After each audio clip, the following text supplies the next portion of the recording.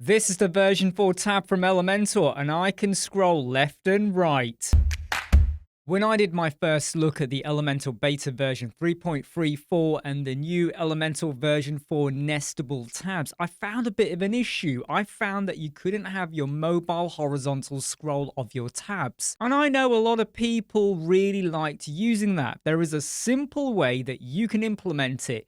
And you will have to add in a little bit of CSS, and you'll understand why in a moment. And I'm going to show you right now. On this page, I've got the new version 4 nestable tabs. You got to make sure you got version 4 enabled. You got to use the Elementor beta version 3.34. If you're watching this video at a later date, I still think the solutions I'm showing you here are going to be massively important for the horizontal scroll. So the problem is that when you go to tabs, you can add as many as you want, but we no longer have the horizontal scroll functionality, which was really useful when you went to the mobile, because right now we've got all 5 kind of scrunched up at the moment. And in yesterday's video, I did show you how you could set the width and have them wrapping. But what if you want them on one row? And you actually want to be able to scroll left and right? I'm going to drop in a brand new tabs just so that we can start from scratch. So here's the steps you need to follow. I'm going to go over to my tabs menu first, go to the style tab, go to my layer, and I'm going to set this to be a row.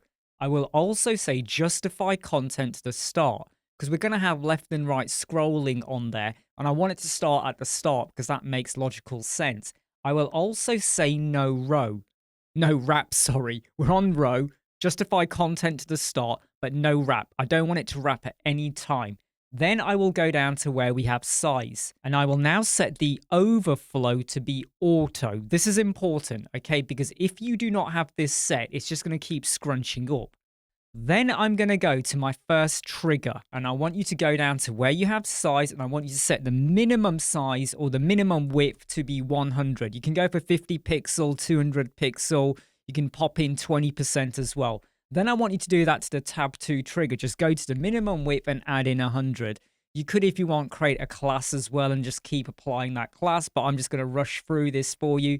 We're just going to drop in 100 in there as well. For simplicity, I'm just going to duplicate and duplicate and duplicate. And can you see what's happening at the very top? Can you see we've got a scroll bar appearing? It doesn't matter how many times I duplicate, and I can go to my tabs and my general, and they're all there at the moment. All of them are coming through with 100 pixel minimum width. If I was to go over to my tab menu and I go and give this a gap of 10, we have a gap, but we still have that scroll. And that's what you'll get on the mobile. However, there is a horizontal scroll bar. And I have found that even though you can see it on the screen here, you won't always see it on your mobile once you've published and purged and now you're looking on your phone. You won't always see it. However, you will see it. I'm contradicting myself here.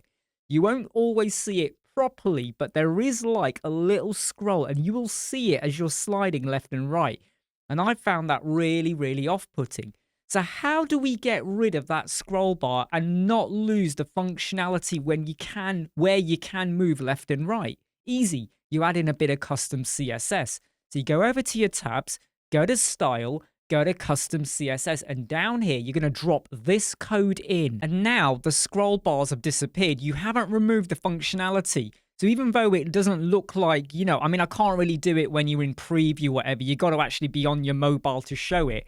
But you will be able to still scroll left and right. You won't have that scroll bar. You can still style out your triggers as long as you use this CSS just to hide it. If you're not bothered, then you don't have to have that. But believe me, it does not look good if you've got a scroll bar up there. Unless you are trying to make it more accessible for people that don't quite understand they could move left and right on there. It does feel a little bit fiddly that we have to go through all these steps. I would love it if Elementor could actually just build it in. Like there's a setting there that says horizontal scroll for your tabs. Just enable it so we don't have to go and do these, because what if you build out and you forget, or you haven't gone and set your width and you got loads of tabs? It's a lot of messing around you got to do, and then you got to make sure that it still looks okay on the desktop and all of that. There's a lot to go through, but I feel like you could enable the horizontal scroll using the steps I've shown you, but don't forget that CSS, because believe me, that can make a difference with regards to how it looks on the front end. I'm Imran from Squadron. I hope you're liking, subscribing, sharing, and following, signing up for our YouTube channel. Take care. I'll see you soon. Bye.